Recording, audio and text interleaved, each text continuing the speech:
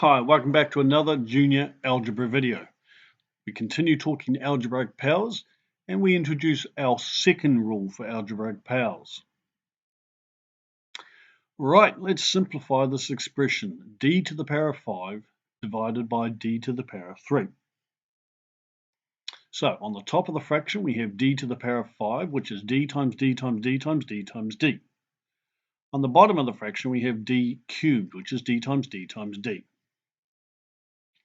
All right, well, any number divided by itself is equal to 1. 5 divided by 5 is 1. 10 divided by 10 is 1. So d divided by d is 1. So d divided by d will cancel to give us 1, and we can remove one of the d's on the top and one of the d's on the bottom.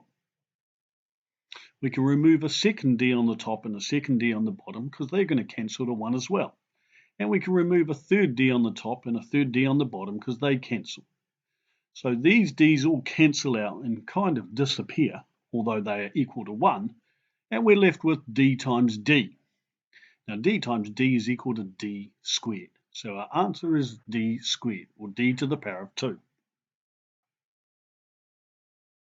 Wonder if there was a quicker way of doing that by going 5 minus 3 is 2.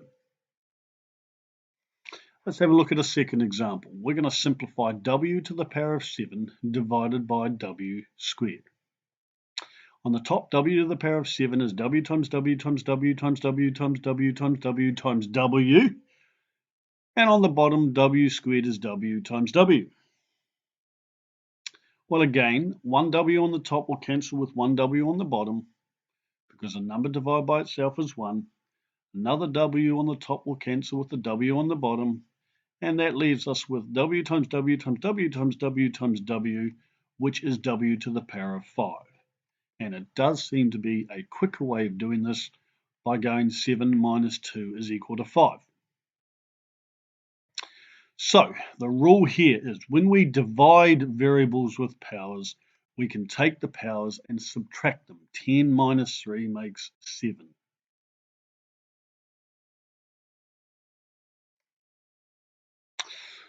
Okay, so let's put this into practice. If we have example 3, simplify g to the power of 6 over g cubed, we can just go 6 minus 3 is 3, so we're left with g to the power of 3. Now, a common trap a lot of students fall into is because they know it's a fraction and a fraction means divide, they think I can divide the powers and they go 6 divided 3 makes 2, which is not correct. The quick way is to subtract the powers. All right, what about this little tricky one? Simplify z to the power of 8 divided by z. Well, the z on the bottom is actually z to the power of 1. We don't write powers of 1, but you need to remember it's a power of 1.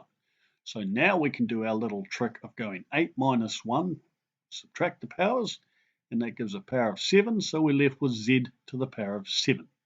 Basically, one z on the top is going to cancel with one z on the bottom, and we're going to be left with z to the power of 7. All right, what about this one here? G to the power of 7 times h cubed, all divided by g cubed times h.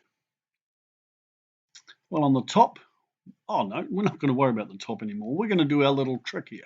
We're going to subtract powers with the g first. So we're going to go g to the power of 7 over g to the power of 3. So 7 minus 3 is 4. That leaves us with g to the power of 4. Now we can turn our attention to the h variable, and h cubed divided by h. Remember, the h on the bottom is a power of 1, so 3 minus 1 leaves 2, so we're left with h squared. So our final answer is g to the power of 4 times h squared.